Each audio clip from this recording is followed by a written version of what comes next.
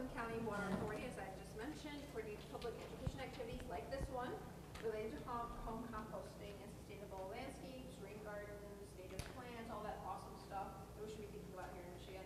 Lynn carries out her work in cooperation with citizen volunteers. Some of her, I think, Donna. Yep, I was just going to say some of her folks are here, municipalities in southeastern Oakland County and the Rouge River National Weather Demonstration Program. Recent awards, which are many: Green Leader Honorable Mention, Blue Heron Award, Spirit of Agriculture Award, and the President's Award for Michigan Green Industry Association. Lady has a BA degree from Charlton College, that's in Minnesota. Carleton College. And MS degree in Urban and Regional Planning from the University of Wisconsin-Madison. Welcome, thanks for being here. Thank you. Nice introduction. Thank you, Phyllis. And thank you all for joining us. So we're going to have a little 10-minute interactive how to make compost workshop. And in the process, hopefully energize ourselves in this beautiful fall kind of weather that we're in to get involved with improving the earth, because compost is it. Earth-friendly compost is not just gardener's gold, but it's a major solution to water pollution. So as we go with the making of the compost and the using of it, I want to share with you a little bit of the science, but maybe a few questions for you first, and that is, as I look out, lots of smiles. How many of you make compost at home? Excellent. And how many of you are seriously interested in getting going? You interested in how to do it? Great, great. Okay, so that's what we're going to emphasize. We're finding that there's a growing interest, really, in the last 5 years. More and more people. We have this sort of table display out at the zoo and other public locations, and gardeners come in, and not gardeners, and even gardeners, but there's a little confusion about what's going on. So I am going to be teaching you.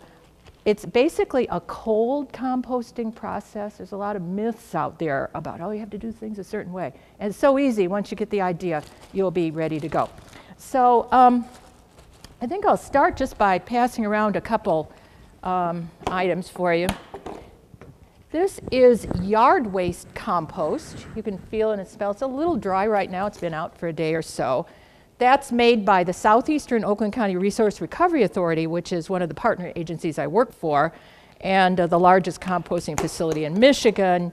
Yard waste gets collected at the curb. But this is what I really want to pass around. And it's my own home compost, but I think instead of passing around that one, I'm just going to empty out the compost I collected about half an hour ago from my home bin. Because you will see in this, first of all, it's nice and it is a perfect moisture level. It's nice and damp. And you will see the decomposers. I see lots of little earthworms. Usually they're sow bugs. And the other thing in here that's so important you can't see. Anybody know what I'm referring to? Maybe guessing? What can't you see in there? Bacteria. Yes, millions and billions of bacteria and fungi, all different types, and they're all eating each other, and mostly they're eating the materials that we put in there. So be sure to smell it and feel it, and it's good stuff. You really don't even need earthworms. In fact, you definitely don't. So, okay, well, what is compost? Compost is the result of the composting process. Well, that doesn't get us very far. But if we were going to walk in the woods, we would find the leaves on the ground gradually decomposing, and underneath the leaves this soft, light material called compost. And it is organic matter, 40%. Now, normal soil is only like maybe even just 2% organic matter. Healthy soil is 5 to 10% organic matter. Compost is 40% organic matter, meaning organic matter, once living material that has been broken down by the living organisms into earth-friendly compost. It's one of those things, nobody can quite define what it is, but boy, does it help the planet. Let's make it, and then we'll talk about how we use it, and maybe a little bit about bins. So our formula, tried and true with hundreds of volunteers, and we do have our demonstration site in Royal Oak, is a very simple one, and it's on this poem. 1 part green and 2 parts brown makes the compost turn to ground. Add some water and some soil turning is the only toil. We make compost in 5-gallon buckets with 4th grade classes. It's part of the curriculum. You make it, the mixture sits in the classroom, a compost captain turns it, and within 4 months, sometimes less, indoors where it's warm, it becomes earth-friendly compost. And the kids remember this, they do the wrap, one part. Taking this apart, let's say we have 100%, you're the students, excellent students here. Half of the mix by volume is going to be brown leaves or straw. We say the brown material. 1/4 of the mix is going to be green material, grass, green leaves. Actually, this could be counted as the green side. Spent flowers, etc. We'll go over that. And the last 1/4 is compost. And that's the magic ingredient. And all we're doing is putting a lot of small materials, mixing them together, making an ideal mix for the decomposers to go into action. So pretend this is my compost bin. We're really big on cutting small and mixing up. And by the way, these leaves, which came from my yard yesterday morning, they have a little tar spot on them. That's a fungus, but this doesn't harm the tree at all. We had a very dry summer, as you know, and that's what happened there. But this sort of thing you can compost. We don't put in, though, leaves that are, have black spot on them, a fungus that could spread in any way. We don't put in weed seeds. We really are careful what we put in. But these leaves are filled with nutrients and organic matter. So let's just see, I'll just roughly do this quickly. Normally, if we had a little more time, I'd ask you to come and help. But then with our green materials, I'm cutting them small always, so that there are more edges for those decomposers to go to work. So we're cutting. Fred is over here. Come on over. Fred's a master composter, went through our master composter training class. Donna has been in our native garden class. She's a composter too. Grass clippings are great. Obviously, that's green, so we're going to put a little bit of that in. Now that it's the fall, an easy way to get this mix is to mow the leaves and grass together and mix them in. So I'm just going to do this quickly for the formula. Then I'm putting in some compost, mixing that in. So Lynn, I can walk out into my garden right now and get the 1 part and the 2 parts, but where would I get the compost? Good question, Phyllis. First of all, you can use soil. This is the inoculator, it's the source of the bacteria. So you can just dig in your garden. Or you can go to a municipality that gives away, our cities in southeast Michigan, give away free compost. You can, there's compost sold in bags, but it tends to be more sterile, less good. So maybe the easy way is to find somebody who's already composting and learn from what they're doing, then just get a little bucket full and dump it in and mix it up. Any other ideas on where we find compost, Donna? Thank you. 3910 West Webster, right south of Beaumont Hospital. Come on over, we'll load you up. So then I did this quickly, but I was putting in water to make the mix as wet as a wrung-out sponge. Water is critical. All we're doing is giving the microbes what they need to live. Air, they have air, so we're mixing it up a little bit, air, water. Now, the leaves give us carbon, which they need for energy, and the green material is like for their respiration and energy, just kind of biologically, they all mix together. And we're simply creating an ideal environment for them. And then we let it sit. We can turn the compost every week or so. That speeds up the process because we get some air in there. And depending on how often you turn it, you'll have compost within 5 months or so, maybe less.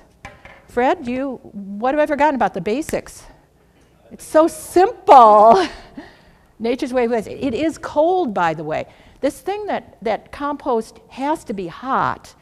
It may be hot if you have a lot of nitrogen. Now, if you put in a lot of grass clippings and mix it up, it'll probably heat up, which is good. I mean, that means you're going to decompose or kill, really, the weed seeds in there, if there are any.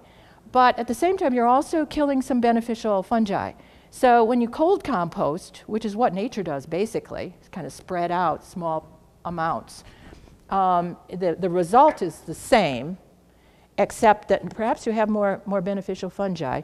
Now you may have a few more weed seeds, so that's why we're very careful. We do not put in weed seeds at all. We very carefully manage it. In fact, here's our review list. no dairy, no oil, you know this, no diseased plants, no cooked food, no bread, meat or fish. You know, we know that. No weeds with seeds, black walnut leaves are a problem. Donna's been working with those.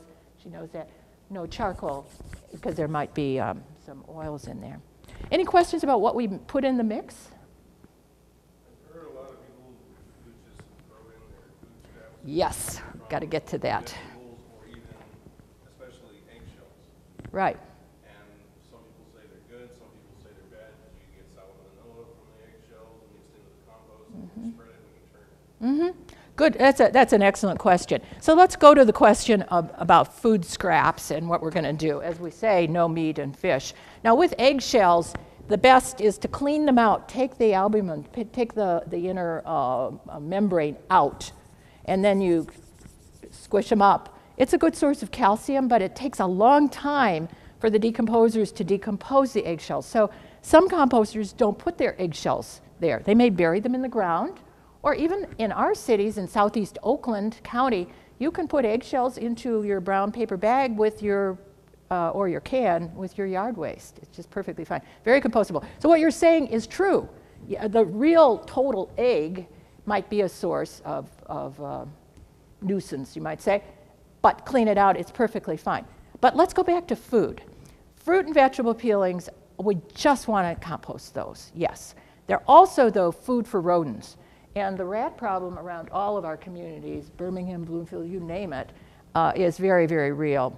So we're very, very insistent that if you want to compost the fruit and vegetable peelings, you've got to do it very carefully.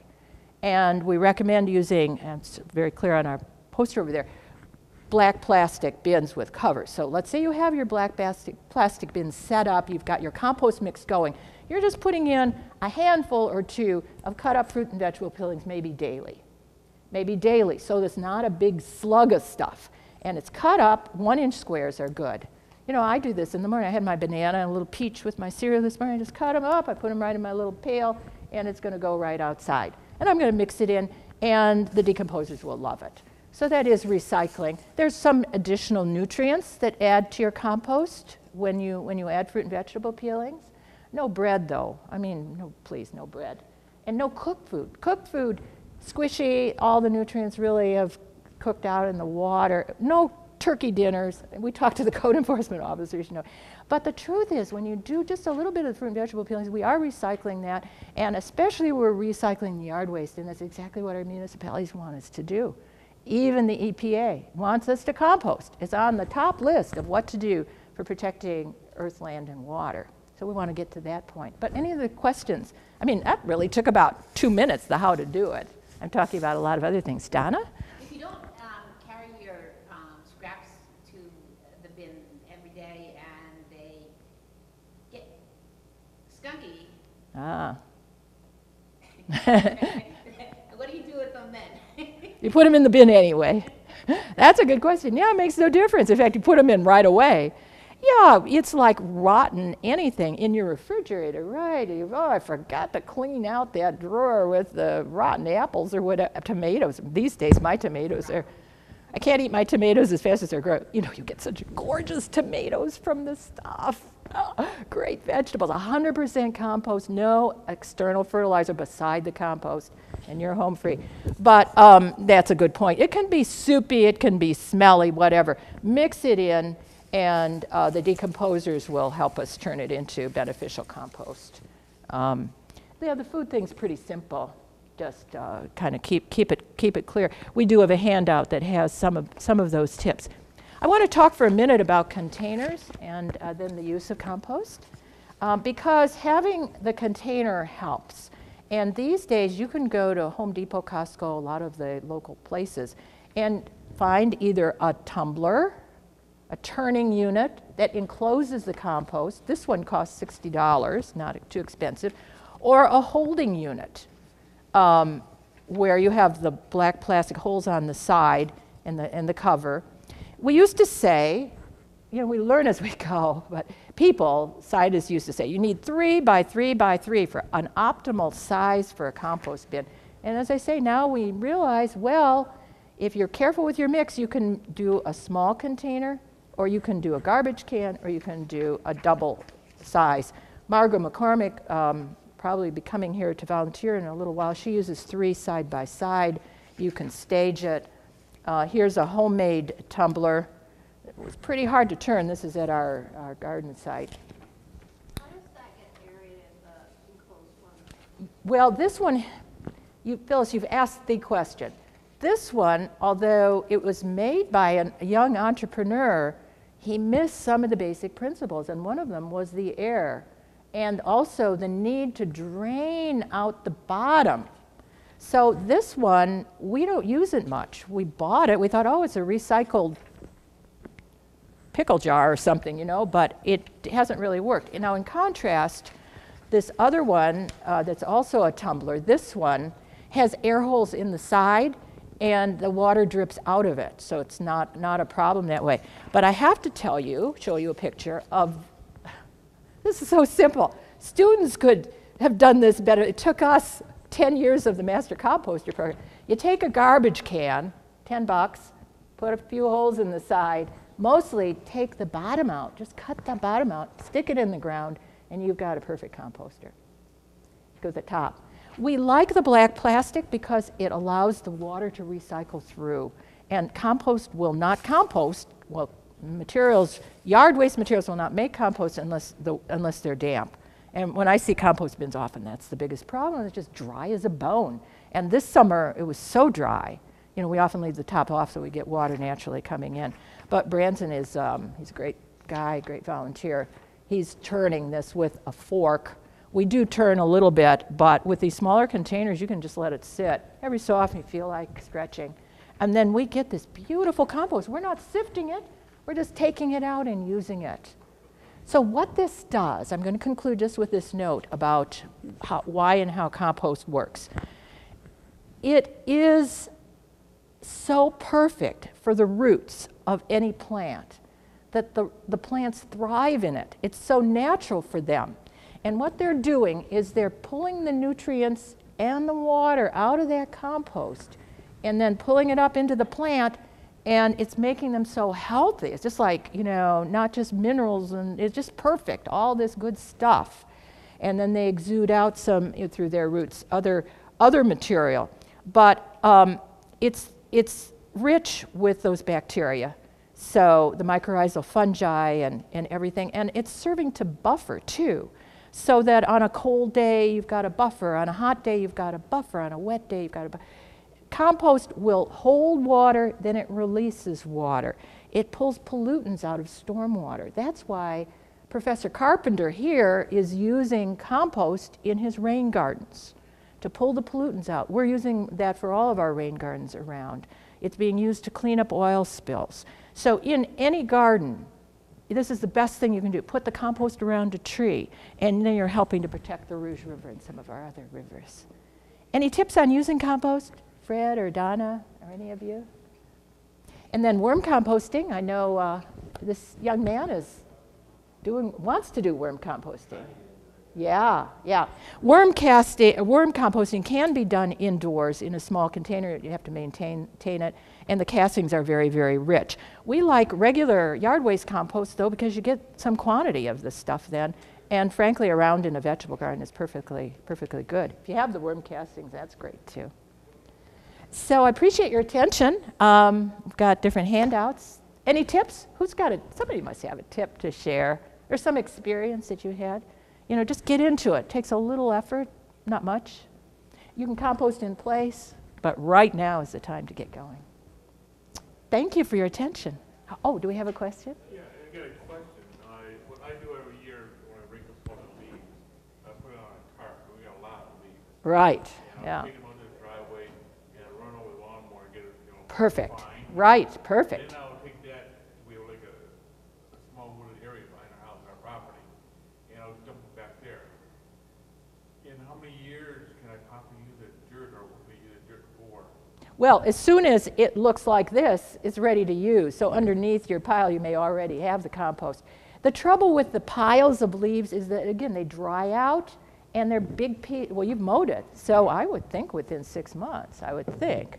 It all sort of depends on the site. Fred, any thought about that? You do a lot of that sort of thing. Yeah, I was just going to say, if you have the opportunity to use your lawnmower,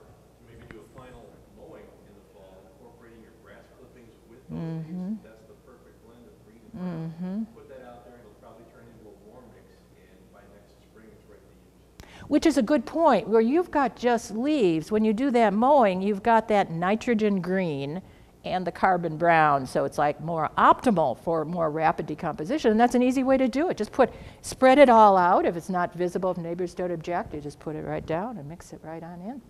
We do offer the Master Composter class each year. Usually have a wonderful book that we use in our notebook and really get into the details of soils and mulches, lots of other good gardening, earth-friendly gardening methods. You're all invited to join us, and I've got a sign-up sheet if you're interested.